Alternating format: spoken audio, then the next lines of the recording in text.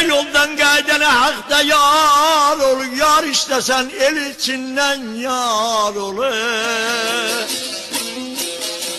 Aşık diyar yar olur, hak insana yar olur.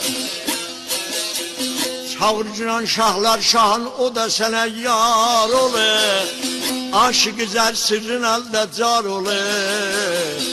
Alın götü gayet yoldan da.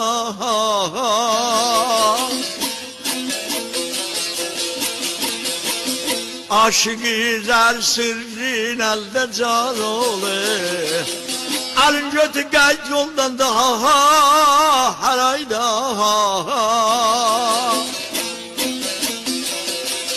Yoldan qaydana haqda yar ola. Yar istəsən el içindən yar ola. Aşık diyar yar ola, hak insana yar ola. Çağırcınan şahlar şahını, o da sana yar ola. Aşık güzel sırrın elde car ola. Alın götü gayet yoldan da Teşekkürler. Çok teşekkür edirik, var olun. Dediğiniz kimi de var idi, hem dodaq değmez idi, hem cığalı idi, hem de cinas idi. Çok nadir hallarda belə şeir olur. Ben vallahi birinci dəfə eşitdim dodaq değmez ve bu şekilde olan. Çok da maraqlıydı.